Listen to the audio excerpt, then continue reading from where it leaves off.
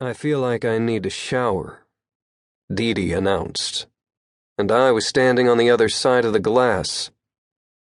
"He puts the creep in creepy," Rainie agreed. Now that they were out of the room, door closed behind them, the distaste was plain on her face. Quincy was frowning, still turning over the conversation in his mind. "Clearly Ringham was interested in a personal relationship with Jaylen Banks," he said. 4 visits to her apartment. He glanced at Dee. "Nice work on your part." "Thank you. Every now and then I try to be competent, even when the case is 10 years old. But for all his secret desires, it's not clear Ringham ever managed so much as a hello to Jaylen Banks in person.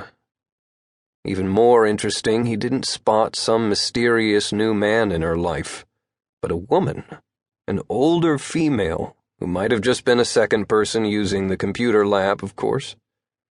Or... They all stared down the hall, to their open 4th door. "There's no evidence Jaylen Banks was bisexual," Dee said. "Maybe the woman was a friend?" Rainie asked. "Or, given the age, maybe one of Jaylen's professors, helping her out on an assignment?" "Right before Jaylen is strangled to death in the library stairwell?" Dee arched a brow skeptically, then opened her personal notebook on the case.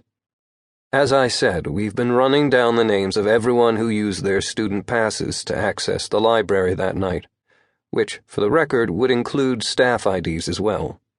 As Quincy explained to Ringham, this is the classic closed-room murder.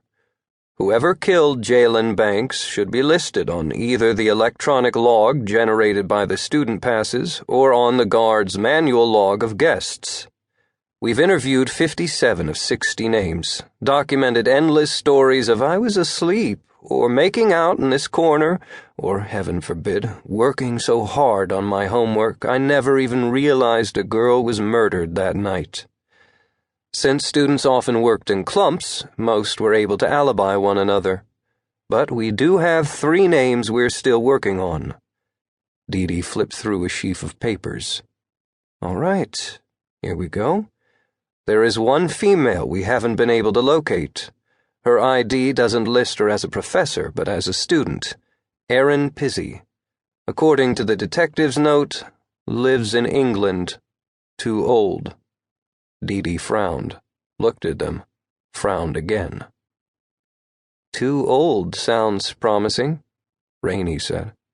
"It confirms Ringham's story of an older woman." "Yeah, but Erin Pizzi. Does that name sound familiar to you? Because I feel like I've heard it somewhere before. Pizzi. Huh. Something's off here. I'm going to ask my squad mate Phil to personally track down this Erin. He's my best when it comes to computer searches. I'm sure he'll hit us back shortly with more information. At which point, maybe our 4th man will actually turn out to be a woman," Quincy said, glancing at the open door down the hall. "I'm all for equal opportunity," Dee assured him, "even when it comes to murder."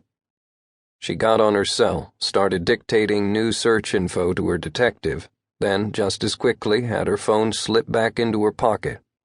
She glanced at her watch. "Almost noon. Shall we?" "Bachelor number 3, Quincy agreed. Laurel Santana, the 2nd security guard who'd been working that night, and the one who'd finally discovered Jaylen Banks's lifeless body. Dee took up position in the hall. They went back to work.